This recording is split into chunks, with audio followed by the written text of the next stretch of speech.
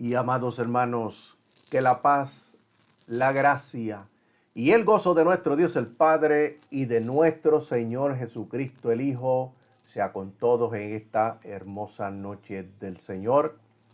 Otra noche para la gloria del Señor que estamos aquí a través de su programa cibernético Cristo la Luz del Mundo, otro lunes más, donde esperamos llegar a miles y miles y miles de vidas que todavía no han oído hablar ni siquiera una sola vez de Jesucristo. Eso es lo que dice la estadística de la población mundial, que antes de la pandemia, antes del 2019, habían 7.5 billones de personas. Ahora se calcula que prácticamente como 1 millón han muerto con la pandemia, así que ha disminuido la población mundial.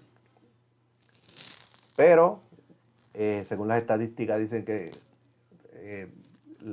casi la mitad, solamente el 52% ha recibido en algún momento o han oído hablar de Jesucristo, pero de ahí en adelante, mi amado hermano, la gente en muchos países todavía no han oído hablar ni una sola vez de Jesucristo. Para eso estamos aquí, para eso hay muchos hermanos a través de la radio, de la televisión, a través de estos instrumentos que tenemos hoy día, como es Facebook, como es YouTube, y hay otras plataformas más donde se están usando para llevar el evangelio a las vidas que están perdidas, y también nosotros aprovechamos no solamente para llevar el evangelio a las vidas que están perdidas, a los descarriados, sino que también para llevar el estudio de la palabra del Señor a la iglesia. Importante porque la palabra del Señor es la que nos enseña a nosotros cuál es la voluntad de Dios para todos los seres humanos, para Israel y para la iglesia. Y de la palabra es que nosotros podemos conocer a Dios, conocer lo poquito que Él se ha dado a conocer, es a través de su palabra. Y ahí conocemos a Dios, conocemos cuál es la voluntad individualmente para cada uno de nosotros. Por eso es importante el estudio de la palabra del Señor. No solamente el estudio que tomamos en la iglesia, en la escuela bíblica, sino también individualmente. No podemos mantenernos solamente en el estudio de la iglesia, de la escuela bíblica, sino que también individualmente tenemos nosotros la responsabilidad de estudiar la palabra del Señor. En esta noche vamos a continuar con el estudio que llevamos en proceso, en curso. Estamos estudiando la Pascua y los sufrimientos de Jesús, y hoy estamos en la parte 3. Siempre les he dicho que para poder entender los estudios siempre tenemos que ir al fundamento de cada uno de ellos, o sea, al principio. Es como las escrituras. Para usted poder entender el Nuevo Testamento, el Nuevo Pacto, tiene que ir al Antiguo Pacto o al Antiguo Testamento, ya que el Antiguo Testamento o Antiguo Pacto es el fundamento del Nuevo. Eso es importante. No se deje llevar por muchos de hoy día que dicen que el Antiguo Testamento hay que desecharlo, que solamente es el Nuevo. No se puede desechar, porque ahí está el fundamento para el Nuevo. Otros también, pues, no solamente dicen que hay que desechar el Antiguo, sino también hay que desechar los evangelios, porque en los evangelios se habla de los milagros de Jesús.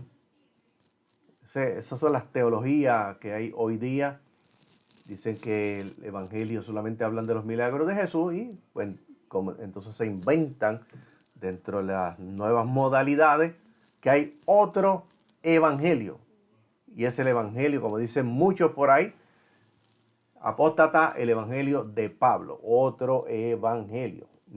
Pablo dice mi evangelio, pero eso no quiere decir que hay otro evangelio, porque él dijo bien claro que si viniera a un ángel del cielo y nos predicara otro evangelio, dijo, sea llamado anatema, quiere decir que sea llamado maldito. Por eso usted tiene que escudriñar, estudiar, mi amado hermano, para no ser engañado ni arrastrado por diversas doctrinas de hoy día que son muy sensacionalistas, que le ofrecen a usted un camino ancho donde usted puede vivir como usted quiera, hacer lo que usted quiera, hablar como usted quiera, vestir como usted quiera, puede vivir su vida como le plazca.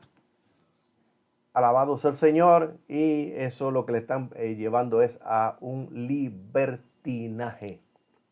Nosotros no vivimos bajo esclavitud, pero tampoco bajo un libertinaje. Somos libres del pecado, somos libres en Cristo, pero no para vivir una vida libertina, como muchos por ahí están enseñando. Alabado sea el Señor. Por eso escudriñar las Escrituras, porque la primera señal que Jesús dejó para nosotros conocer cuándo era el periodo de tiempo de su venida, no el año, ni el mes, ni el día, ni la hora, el periodo de tiempo donde Él estaría pronto para regresar a buscar la iglesia. Oiga bien, no es que viene ya, viene a buscar la iglesia. ¿Cuándo? No sabemos. No lo dice la Escritura, no lo vamos a saber y nadie lo puede saber y nadie con ninguna ecuación matemática lo sabrá.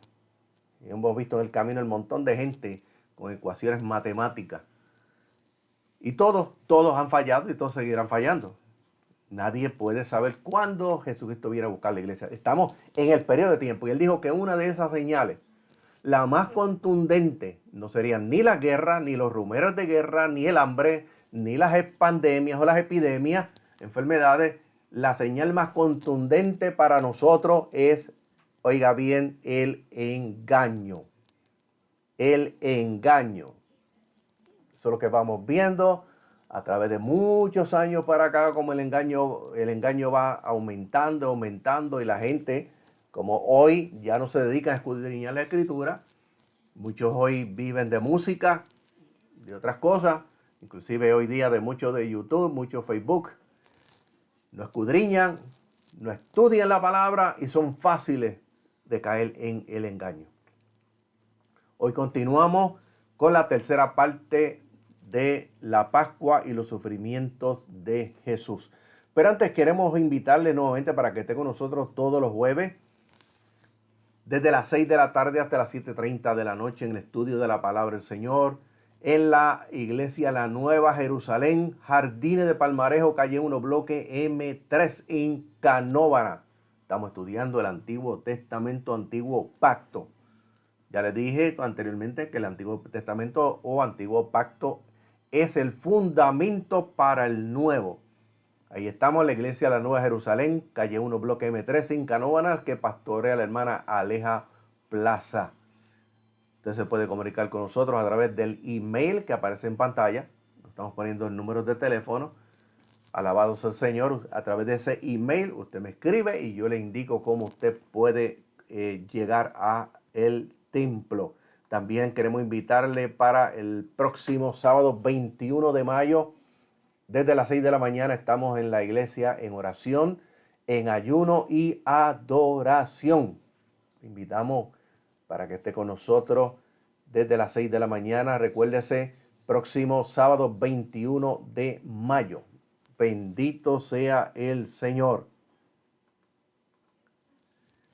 Y en esta noche le damos la bienvenida a nuestra hermana Agi Domenech. Dice por aquí, bendecidos hermanos. Contesta mi hermana, mi esposa, dice rica abundante bendiciones para todos mis hermanos y mis amigos también. Está por aquí ya mi hija Sheila.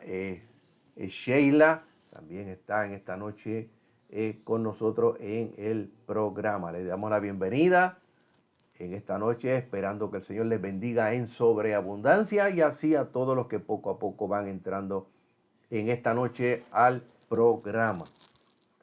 Bendito sea el Señor.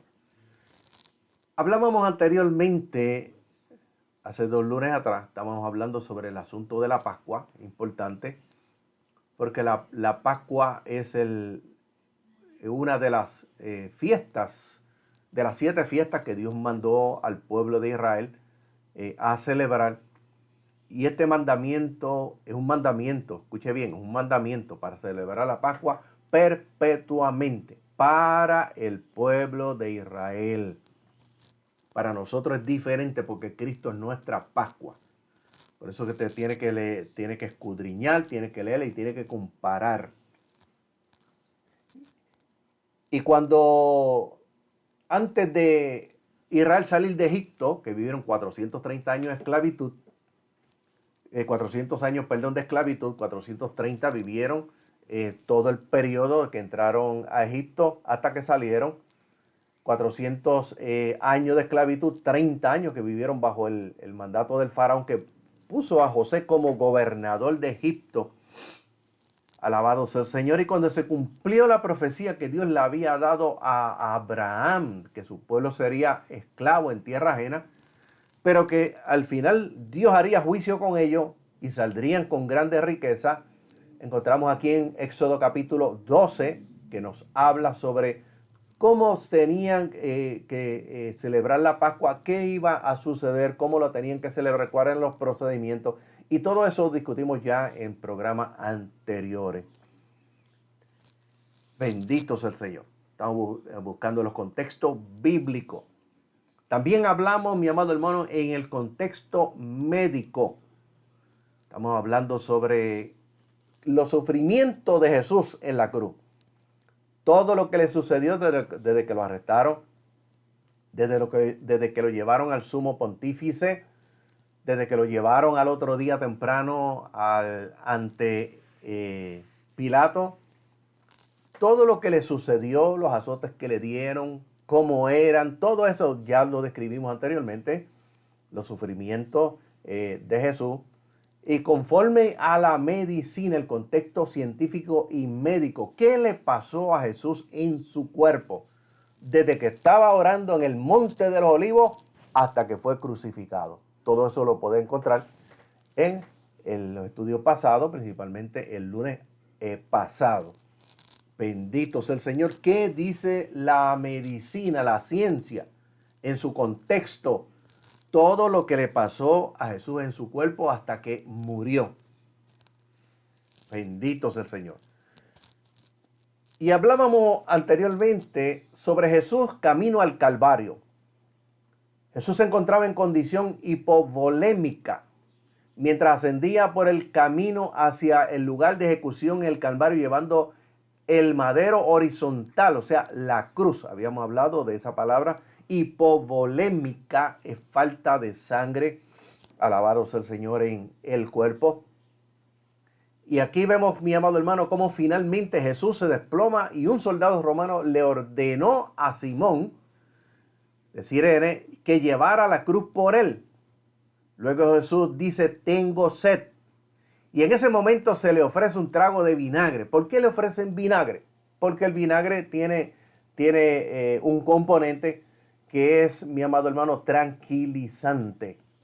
Alabado sea el Señor.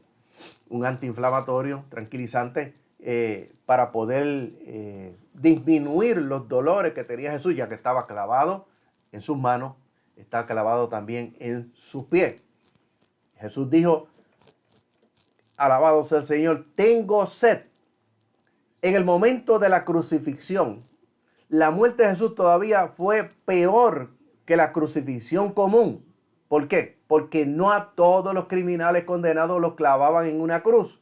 Muchos eran solamente amarrados. A Jesús lo acostaron, lo clavaron y sus manos en posición abierta en el madero horizontal. Y esta viga horizontal se le llamaba el patíbulum. Y no todos los clavaban en una cruz. Y a los ciudadanos romanos no los clavaban en una cruz. ¿Por qué? Porque la muerte de cruz es una muerte que se le aplicaba a los de baja condición de vida, a los criminales, a los despreciados, a los que no servían para nada. Alabado sea el Señor. Fíjense bien cómo Jesús muere en la cruz como un criminal por usted y por mí. Murió como un despreciado por usted y por mí. Murió como si fuera un ladrón por usted y por mí. Porque eso se lo aplicaban a los ladrones, pero no se lo aplicaban a los ciudadanos romanos. Eso era una muerte para otras personas, pero no para los ciudadanos romanos. Jesús murió como un criminal clavado en una cruz. Y era la muerte más cruenta que existía para aquel entonces. Bendito sea el Señor. En ese momento estaba separado el madero vertical del horizontal. Alabado sea el Señor, que estaba clavado al suelo de forma permanente. La cruz, mi amado hermano, que cargó Jesús, pesaba cerca de 30 kilos, aproximadamente 66 libras. Los clavos que los romanos usaban eran de 13 a 18 centímetros de largo, o sea, quiere decir de 5 a 7 pulgadas aproximadamente. Y eran afilados hasta el terminal en una punta aguda. Se clavaban por las muñecas. Oiga bien, ¿por dónde clavaron a Jesús? Por las muñecas. El clavo atravesara el nervio mediano. Ese es el nervio mayor que sale de la mano, el cual quedaba triturado por el clavo que lo martillaba. Este dolor es similar al que uno siente cuando se golpea accidentalmente en el codo. ¿Cuántos hemos tenido ese en alguna ocasión de nuestra vida que hemos dado con el codo, que sea una pared, una mesa, algo? Y el dolor que uno experimenta cuando uno le da con el codo a algo, eso es parecido al dolor que sintió Jesús cuando trituraron su nervio. Bendito sea el Señor. Ahora imagínense tomar un par de pinzas y presionar hasta triturar el nervio. Ese dolor es similar al que Jesús experimentó. A romper ese tendón, Jesús, oiga bien, por tener sus muñecas clavadas, Jesús fue obligado a forzar todos los músculos de su espalda para poder respirar. Eso quiere decir que si está clavado en una cruz, está horizontal, y está clavado en los pies, el cuerpo tiende a bajar por la gravedad y él tenía que impulsarse para poder respirar y tenía que impulsar su pecho hacia el frente. Bendito sea el Señor. Dolor excruciante, o sea, un dolor insoportable. Y el dolor era tan insoportable que literalmente no existían palabras para describirlo. Por lo tanto, se tuvo que inventar una nueva palabra. Y esa palabra es excruciante, que significa dolor de la cruz, para describir semejante dolor. Jesús, mi amado hermano, fue crucificado en una cruz. Cuando Jesús fue alzado para unir el madero con el poste vertical, se procedió a clavarle los pies y nuevamente los nervios de los pies fueron triturados y eso debe haber causado un dolor similar también al de las muñecas.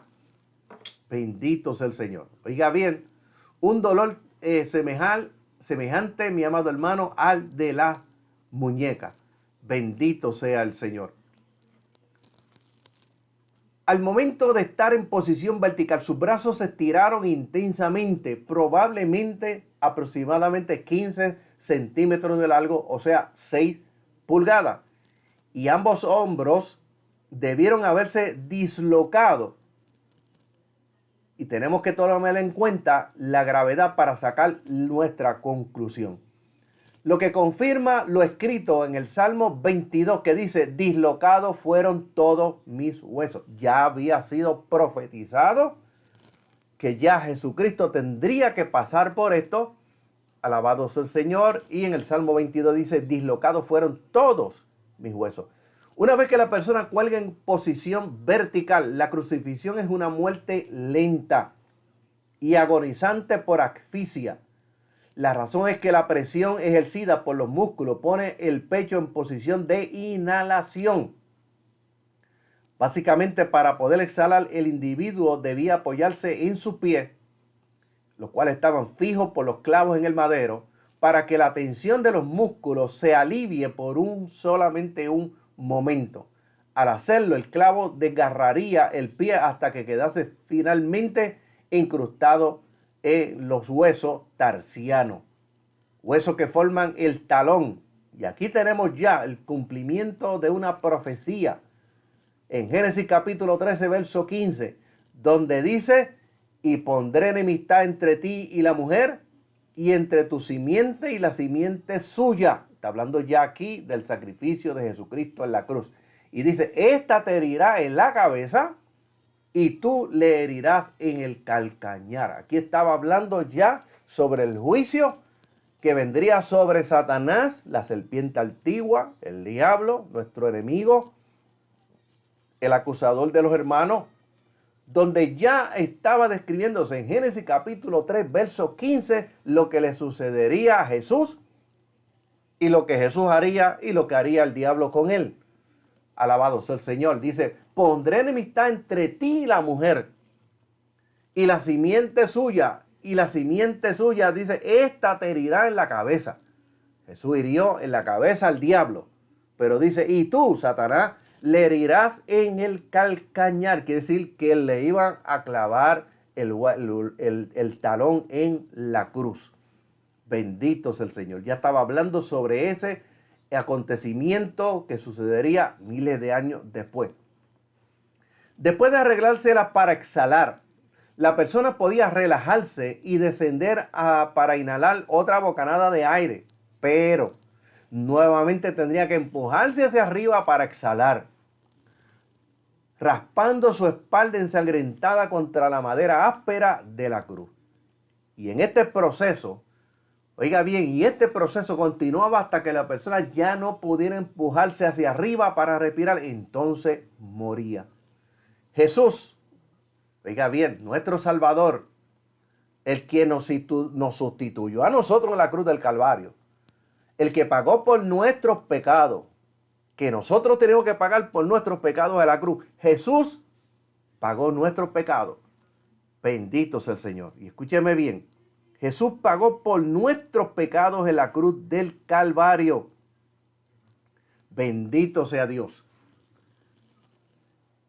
A medida que la persona reduce el ritmo respiratorio, entra en lo que se denomina en acidosis respiratoria. Quiere decir que el dióxido de carbono de la sangre se disuelve como ácido carbónico, lo cual causa que aumente la acidez de la sangre. Escuche bien, por lo que Jesús pasó.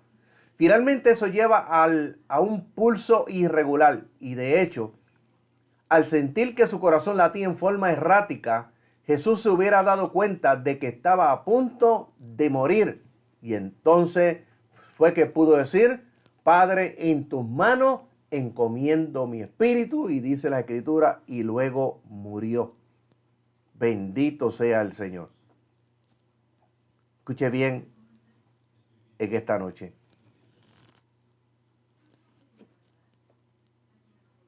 Incluso antes de morir, la conmoción hipovolémica debe haber causado un ritmo cardíaco acelerado, sostenido, que de haber continuado pudo haber contribuido a un paro cardíaco, lo cual dio por resultado la acumulación de fluido en las membranas que rodea al corazón, llamada efusión pericardíaca, al igual que alrededor de los pulmones, llamada efusión pleural. Estamos viendo en el contexto médico lo que le sucedió, a Jesucristo en la cruz. Oiga bien, para acelerar la muerte, los soldados quebraban las piernas de los crucificados, utilizando para ello una lanza romana para despedazar los huesos de la parte inferior de las piernas. Y eso evitaba que la persona empujara hacia arriba con las piernas para poder respirar, así que la muerte le seguía en cuestión de minutos. En el Nuevo Testamento, o Nuevo Pacto, se nos dice que los huesos de Jesús no fueron quebrantados, como ocurrió con los otros crucificados. Juan capítulo 19, verso 30 dice, cuando Jesús hubo tomado el vinagre, dijo, consumado es. Y habiendo inclinado la cabeza, entregó el espíritu.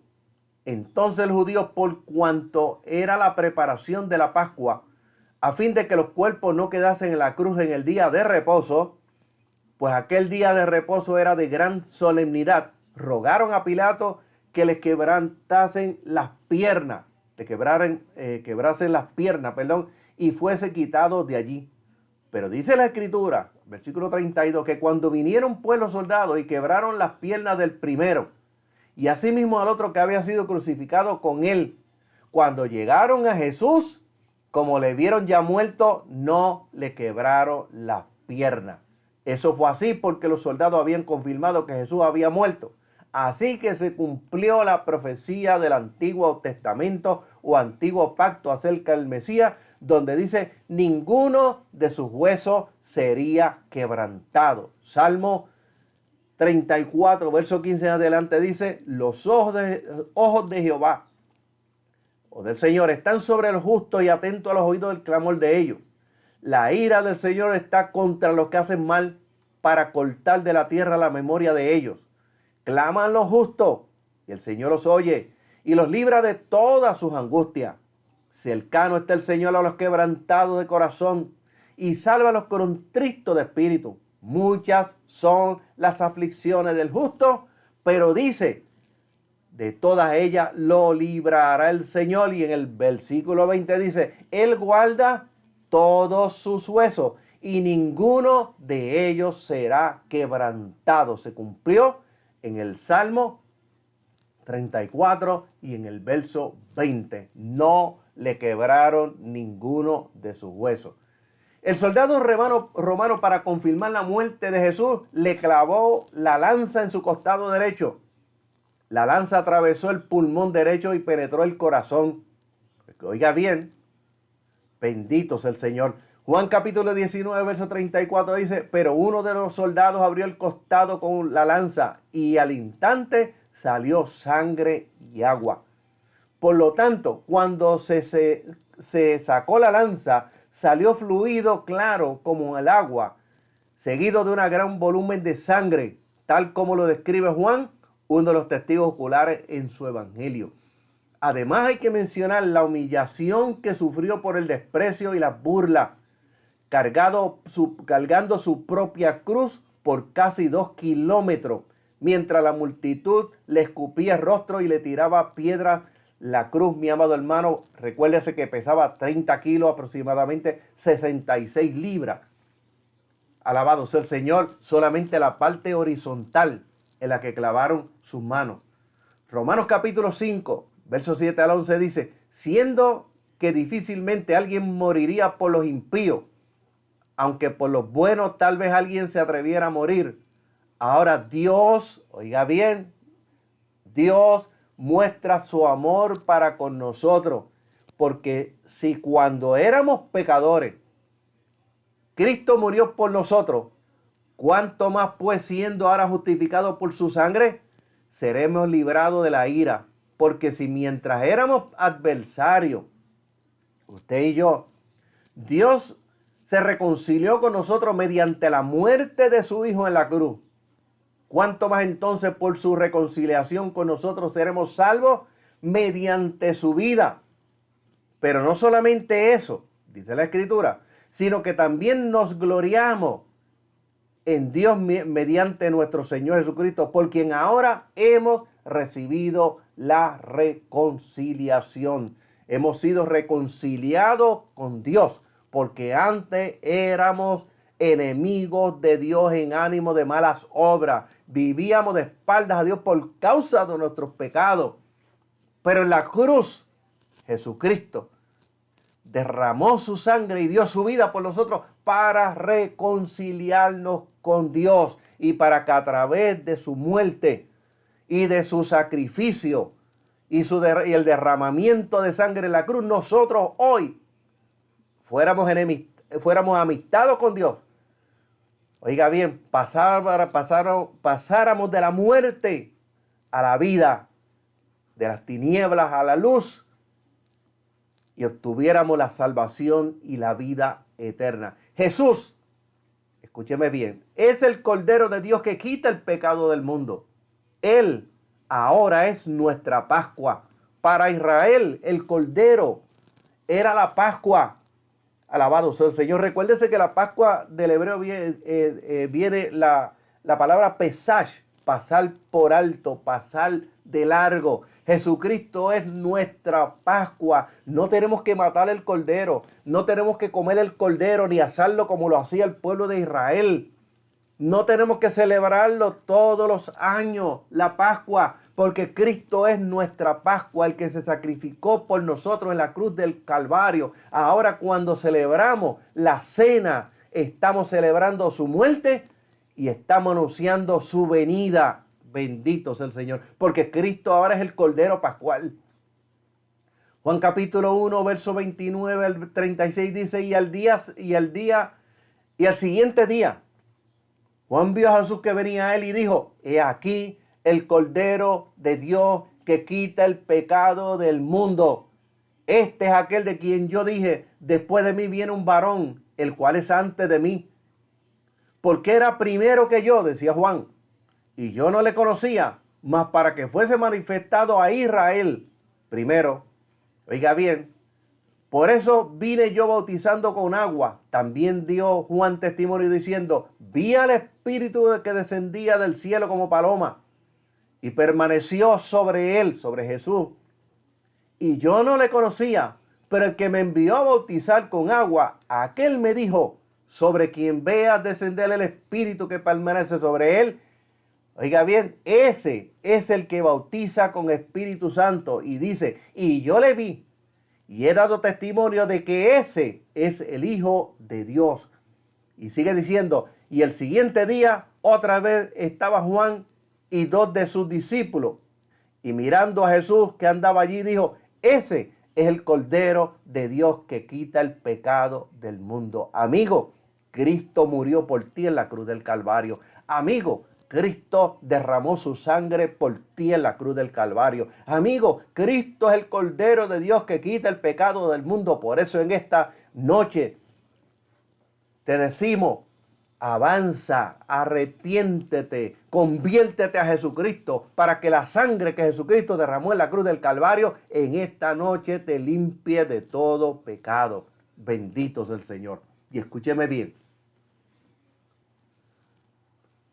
Ahora vamos a ver la implantación de la semana, lo que comúnmente le llaman la Semana Santa.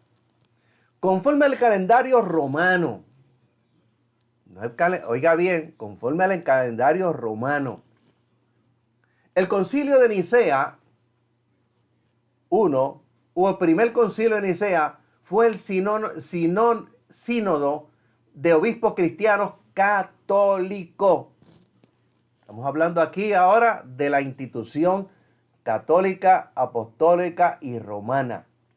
Una institución político-religiosa con un gobernante que se hace llamar el Papa, jefe de Estado. Oiga bien, es una institución político-religiosa que gobernó el mundo prácticamente casi 18 años. Bendito sea el Señor, responsable de la muerte de miles y miles de creyentes. Las torturas que le hicieron a los creyentes. Alabado sea el Señor por solamente creer en Jesús. Bendito Dios. Oiga bien. Tuvo lugar el 20 de mayo del 20 de mayo y el 19 de junio del año 325 en la ciudad de Nicea de Bitinia en el Imperio Romano. En aquel momento se fijaron los días en los que se tenía que celebrar la Pascua y por consiguiente el resto de celebraciones religiosas, es decir, lo que se tenía que hacer para adaptar el calendario civil. El calendario de Dios no es el mismo calendario que nosotros llevamos. Nosotros ahora mismo estamos en el 6022. Alabado sea el Señor. Oiga bien, en el calendario de Dios estamos en el 5873 o 75 por ahí. Lo vamos a ver más adelante. Alabado sea el Señor. El calendario de Dios tiene 12 meses. El calendario de Dios no tiene nombre en los meses, solamente se ve por número. Los días de Dios oiga bien, son 28 por mes. Y se llevan en cuenta de acuerdo a las fases de la luna. De eso vamos a hablar más adelante. No conforme a nuestro calendario. Bendito sea el Señor. Y se cuenta según las fases de la luna de cada 7 días. Por eso siempre el día de reposo cae el número 7. Bendito sea el Señor. Aquí se tenía que decidir qué se tenía que adaptar al calendario romano.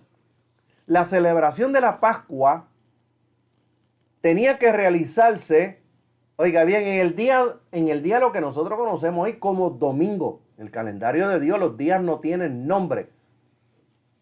Alabado sea el Señor. Oiga bien, el domingo, en honor al dios Sol.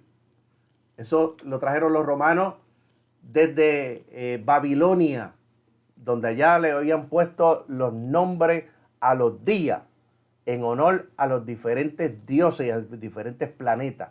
El lunes en honor a la luna, Marte en honor al planeta Marte, y todos eran dioses. Miércoles en honor a Mercurio, jueves en honor a Júpiter, viernes en honor a la diosa Venus, sábado en honor al planeta Saturno, era otro dios, y el domingo el día del sol en honor a Nimrod, primer gobernante del imperio sobre toda la tierra en el Sinai, o lo que nosotros conocemos como Babilonia y hoy Irak. Bendito sea el Señor. La Pascua tenía que realizarse el domingo. El domingo de Pascua no podía coincidir nunca con la Pascua judía. Ellos cambiaron. Nunca se podía celebrar el domingo de Pascua 2 veces en un mismo año. O sea, el pueblo de Israel tuvo que acomodarse al calendario romano. Bendito sea el Señor. El calendario hebreo, el calendario de Dios, usted lo consigue en Génesis capítulo 1, verso 1 al 25. Alabado sea el Señor. Ahí Dios establece tarde y mañana. No es día y noche, es tarde y mañana. Ahí comienza el primer día, el segundo, el tercero, el cuarto, el quinto, el sexto. Y el séptimo día usted lo encuentra en Génesis capítulo 2, verso 1 al 3. El día de reposo. Un día moral, el día de reposo, el día de descanso. Alabado sea el Señor. Y escúcheme bien. El calendario hebreo, el año nuevo judío, comienza el 18 de septiembre, o comenzó el 18 de septiembre, en este año va a ser el 18 de septiembre del 2022, al atardecer, no por la mañana. Oiga bien, aunque el día tiene 12 horas de duración de día y 12 de noche para hacer las 24, no comienza día y noche, sino comienza tarde y mañana. Y comienza la tarde cuando anochece y aparece la primera estrella en el cielo, ahí que comienza a contar la noche.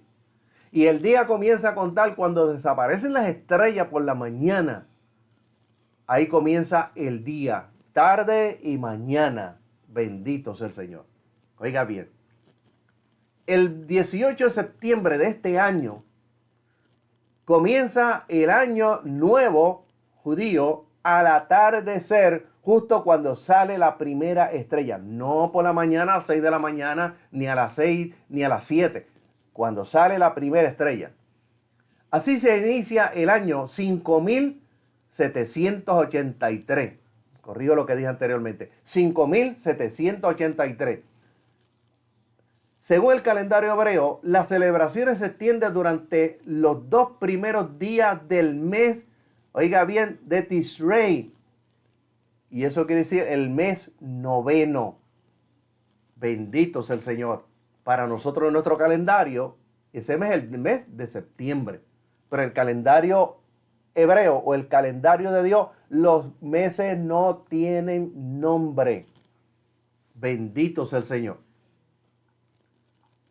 La celebración comienza al anochecer de la víspera con el sonido del shofar, o sea, el cuerno del carnero, que significa mejorar, llamando a los judíos a la meditación, al autoanálisis y a retomar el camino de justicia.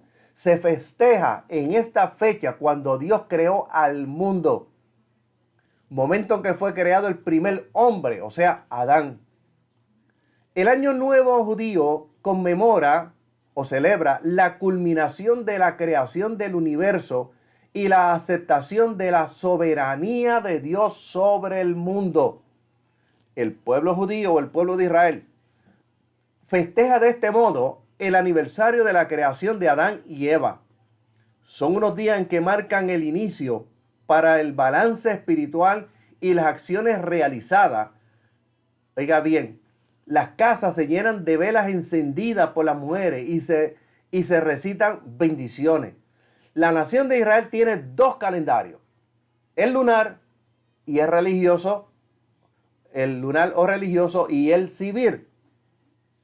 Calendario lunar fue el que se estableció desde el principio. Génesis capítulo 1, verso 21 al 25.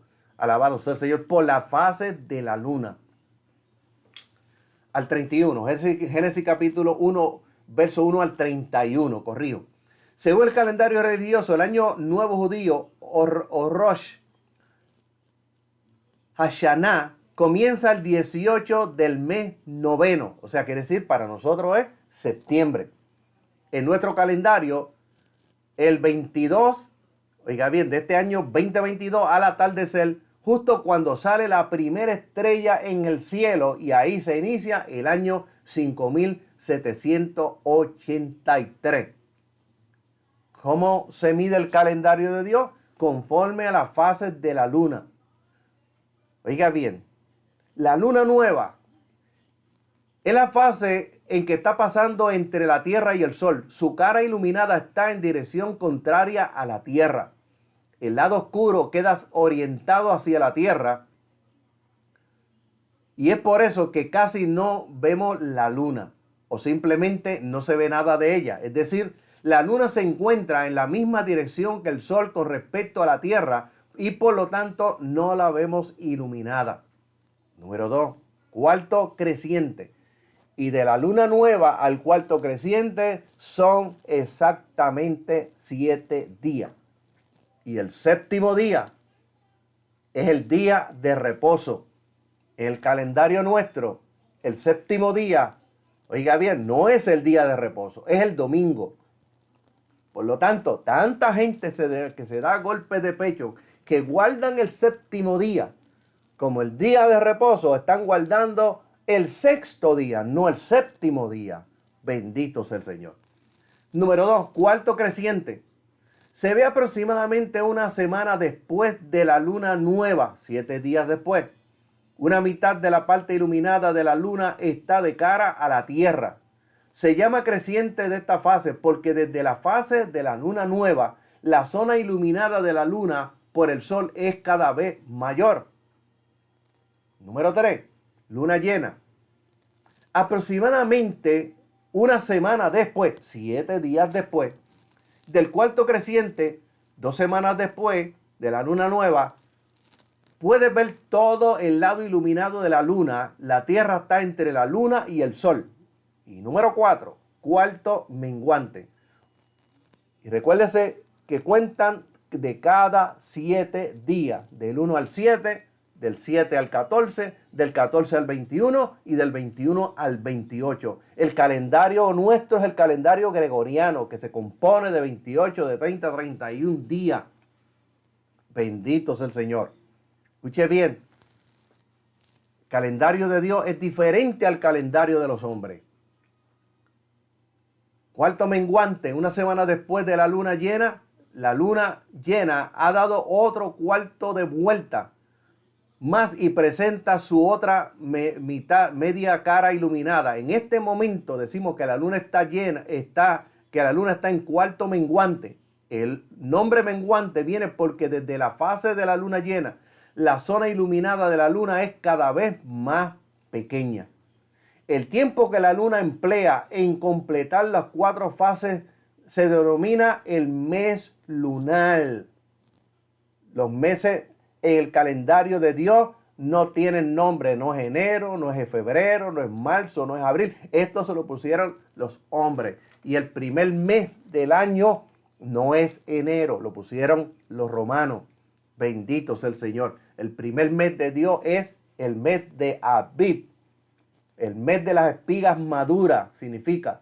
O el mes de Nisan, el mes de los primeros brotes. Alabado sea el Señor. Para nosotros es conforme al calendario gregoriano, es el mes de abril. Se refiere al mes de abril. El calendario de Dios en el mes de Abib, de las espigas maduras. O sea, cuando comienza la primavera y es el primer mes. El calendario gregoriano para nosotros es el cuarto mes. Bendito sea el Señor. Escuche bien. Se mide de una luna nueva a la siguiente. Con la fase de la luna se lleva el conteo para el día de reposo.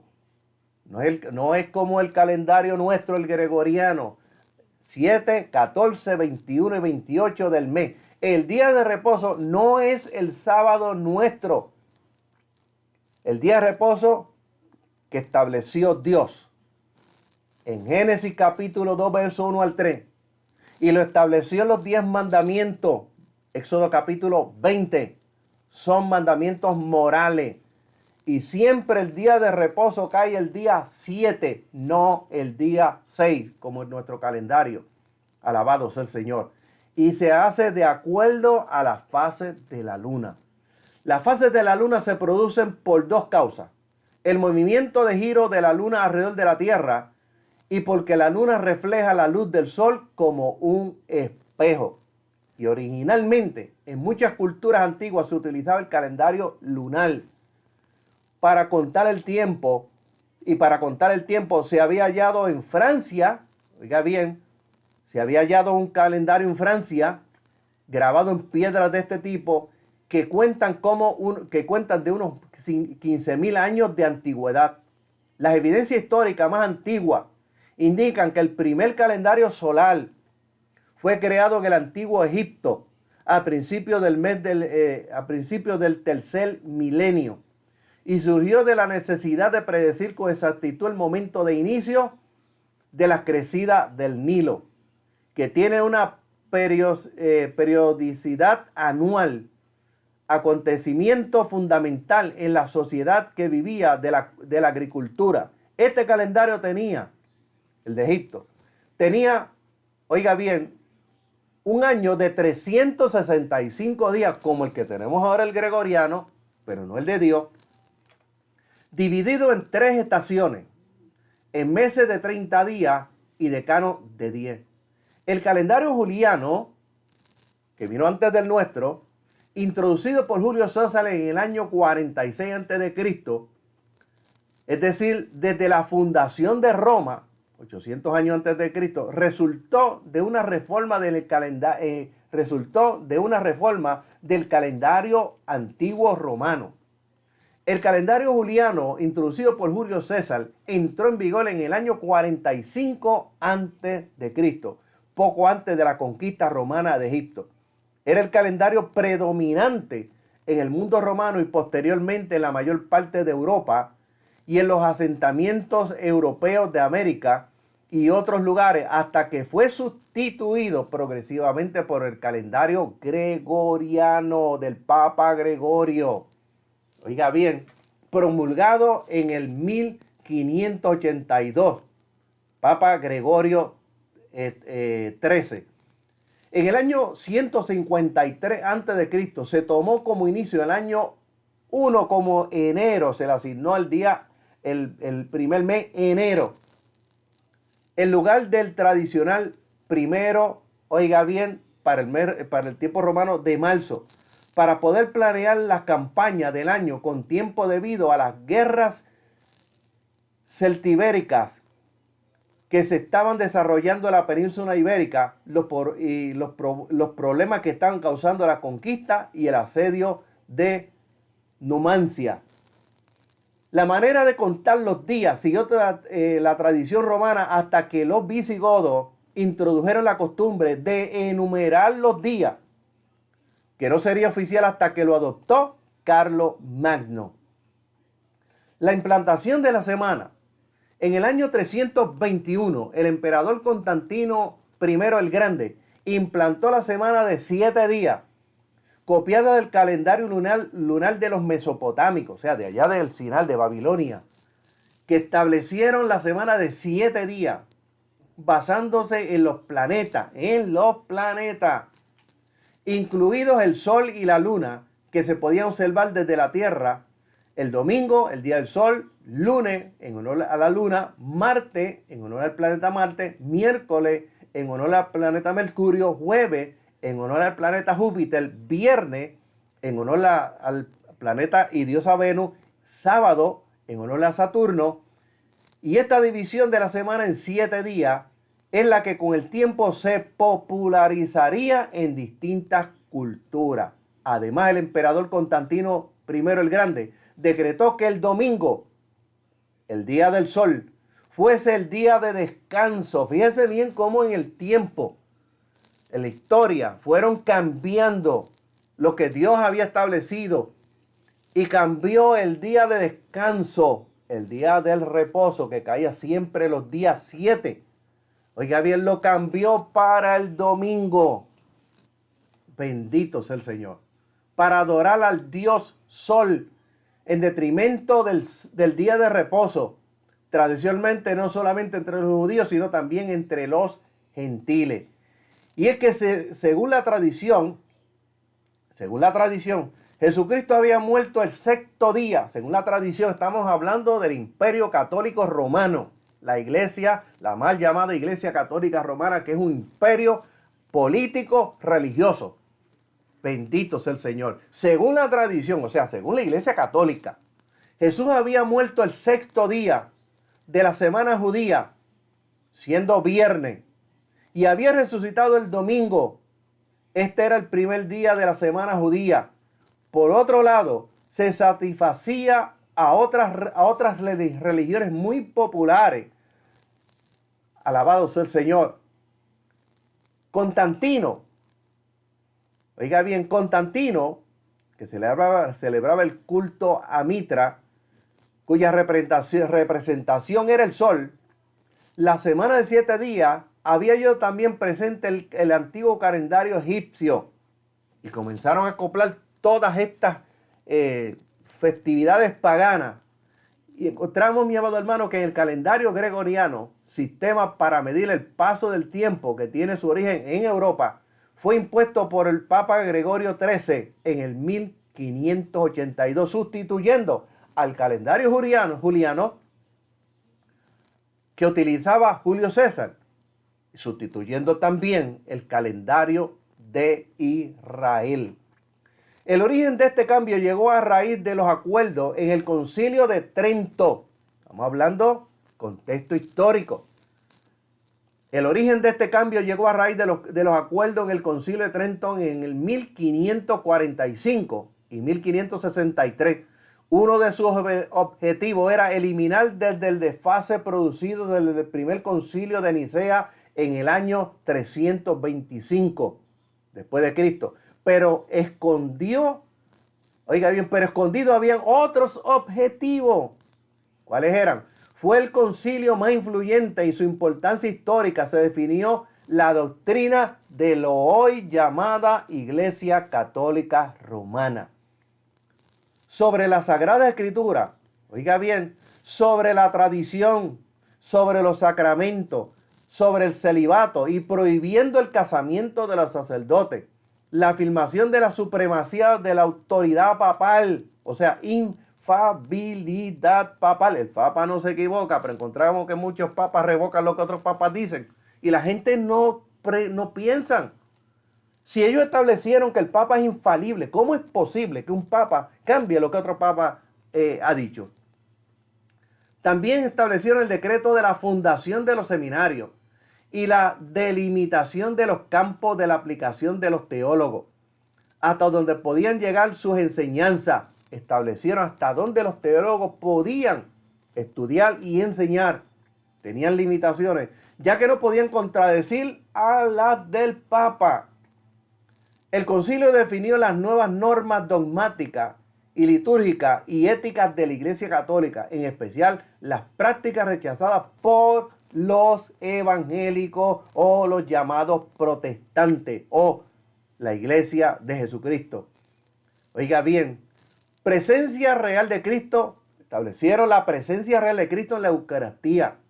La justificación por la fe. Oiga bien, la justificación por la fe y por las obras. Conservación de los 7 sacramentos. Las indulgencias, que la gente tenía que pagar dinero para poder sacarlos del purgatorio y llevarlos a descansar. La gente pagaba dinero. Vi un documental de National Geographic cómo la Iglesia Católica en ese tiempo se hizo millonaria vendiendo indulgencias. Se pagaba dinero por el perdón de los pecados para luego entrar al purgatorio. Establecieron la veneración de la Virgen María. Oiga bien, y María como mediadora y madre de Dios y también de todos los santos. Bendito sea el Señor. En aquel momento se fijaron los días en los que se tenía que celebrar la Pascua. Le cambiaron la celebración de la Pascua de Israel. Y por consiguiente el resto de las celebraciones religiosas, como celebrar la Semana Santa y las 7 palabras, que todavía muchos ministros siguen celebrando las 7 palabras. Y es decir, lo que tenía que hacerse para adaptar el calendario civil oiga bien, calendario civil al año, eliminando el calendario lunar que estableció Dios en Génesis capítulo 1, verso 1 al 35. Cambiaron la celebración de la Pascua para realizar el domingo. El domingo de Pascua no podía coincidir nunca con la Pascua judía. Nunca se debía celebrar el domingo de Pascua 2 veces el mismo año. Bendito sea el Señor. Y vamos a dejarlo hasta aquí. Y yo le invito para que esté conmigo el lunes que viene. Vamos a hablar cuándo realmente murió Jesús y cuándo realmente resucitó. Conforme a lo que llama la tradición, la Iglesia Católica Romana, al ellos cambiar todos estos calendarios, introducir todos estos calendarios con su paganismo, cambiaron el día de la resurrección para el domingo, el día del sol. Le invito para el lunes que viene vamos a hablar sobre esto. Alabado sea el Señor, esperando que Dios nos dé la bendición de poder estar con ustedes nuevamente, poder continuar con este estudio, la Pascua y los sufrimientos de Jesús. Vamos para la parte 4 ahora. Vamos a hablar, alabado sea el Señor, sobre ese momento, cuando realmente murió Jesús y cuando realmente resucitó. Bendito sea el Señor. Conforme al contexto científico y al contexto arqueológico. Bendito sea el Señor. Vamos a prepararnos para orar en esta noche. Bendito sea el Señor. Vamos a estar orando en esta noche por Allí Domenech, Sheila Aliceana Albo, pide oración por salud. Dios le bendiga, hermana. Delia Rodríguez, Dios te bendiga, Delia, en esta noche. Y un Botero, Dios te bendiga en esta noche. Alabado sea el Señor. Y Aida Quiñones nos dice por aquí, Dios bendiga a nuestro pastor Guadalupe. Alabado sea el Señor. Vamos a estar orando por todos y cada uno de ustedes. También vamos a estar orando por los que van a ver luego la repetición. Y le invitamos para compartir estos estudios importantes. Compártalo. Envíeselo a sus contactos, a sus familiares, sus hermanos en la fe. Nosotros no recibimos dinero cuando usted lo comparte, ni por las veces que lo vean las personas, no recibimos dinero por eso. Alabado sea el Señor. Invertimos dinero para que esto pueda llegar a usted y esto pueda llegar a otras personas también. Este tiempo que vivimos de tanta apostasía, es importante, mi amado hermano, estudiar la palabra del Señor. Cuando entramos a YouTube vemos tantos falsos y tantas herejías y tantos inventos que se inventa la gente sacando la Biblia fuera de contexto a base de sus interpretaciones. Alabado sea el Señor. Por eso siempre le invitamos para que comparta, mi amado hermano. Aquí analizamos la Escritura no por interpretación, sino la analizamos en sus contexto. Le invitamos para que vaya al primer capítulo y al segundo, porque ahí analizamos todo lo que le sucedió a Jesús. Analizamos lo de la Pascua, la implantación de la Pascua, como fundamento para la Pascua, cuando Jesucristo vino, el Cordero Pascual, y todo lo que le sucedió a Jesús desde el momento que comenzó a orar. Padre, si es posible, pasa de mí esta copa. Todo lo que le sucedió en el cuerpo hasta que murió, conforme al contexto médico, científico. Bendito sea el Señor. Nos preparamos para orar y usted prepárese en esta noche para recibir la bendición del Señor. Padre, te alabamos y te bendecimos, te glorificamos, te damos la gloria, te damos la honra, te damos la alabanza. Las gracias, Señor, en esta noche por la bendición que tú nos has dado nuevamente de poder estar con nuestros hermanos, la bendición de ellos poder estar en esta noche con nosotros, la bendición que tú nos has dado de poder llevar el mensaje de salvación y así también la palabra para edificación. Gracias te damos en esta noche. Siempre la gloria es tuya. Tú eres quien hace todas las cosas. Siempre tú eres el que te llevas la gloria y la honra y el honor, Padre bueno. Y a ti te alabamos y te bendecimos y te damos la gloria y la honra, Señor. Padre, mira a cada uno de mis hermanos. Mira sus problemas, mira sus situaciones. En esta hora, mira sus peticiones, contesta sus peticiones conforme a tu voluntad. En esta hora, Padre, bendícelo, Señor, y que cada petición contestada sea de bendición y edificación, que aumente su fe, su confianza en ti, y que cada día estas experiencias, estas bendiciones, estas, Padre bueno, peticiones contestadas le ayuden, Señor amado, en su confianza, en su fe, en su espera, Padre bueno, en tu promesa y en la venida de tu Hijo Jesucristo a buscar la iglesia. Señor, todos los enfermos en esta hora, incluyendo mis hermanos, te pedimos en esta hora, Padre bueno, recuerda que tu palabra dice que cuando los discípulos salieron a predicar, tú confirmabas la palabra con las señales que les seguían. En esta noche se ha predicado nuevamente tu palabra. Confirma tu palabra con milagros, con prodigios, con sanidades, con señales, Padre bueno, para la gloria y para la honra de tu nombre. Aquellos que en esta noche confiesan a Cristo como Salvador personal, perdona sus pecados, límpiale sus pecados con tu sangre, escribe su nombre en el libro de la vida. Y aquellos que en esta noche regresan a redil, aquellos que en esta noche estaban descarriados, pero regresen como el hijo pródigo, Padre, te pido en esta hora que los perdone, los restaure y los convierta en testigo poderoso de tu palabra. Y aquellos que están pasando por depresión, aquellos que oyen voces que le dicen que maten a otras personas o que se quiten la vida. Señor, por tu palabra que dice que cuando fue ya tarde le trajeron a él muchos endemoniados y los echó fuera con la palabra. Los echó fuera con la palabra. Nosotros en esta noche los echamos fuera en el nombre de Jesucristo por tu palabra. Con la autoridad de tu palabra. Por tu palabra son libres de la mente, del espíritu y del cuerpo. Y por tu palabra que dice, mi paso doy, no como el mundo la da, yo la doy. No se turbe vuestro corazón ni tenga miedo. Por esa palabra ellos reciben paz en la mente, en el espíritu, en su cuerpo en esta hora. Reciben la paz en el nombre de Jesucristo. Y aquellos que todavía no han recibido el bautismo del Espíritu Santo, Padre, tu palabra dice, en los últimos días, dice Dios, derramaré mi espíritu sobre toda carne. Por esa palabra reciben Espíritu Santo y fuego.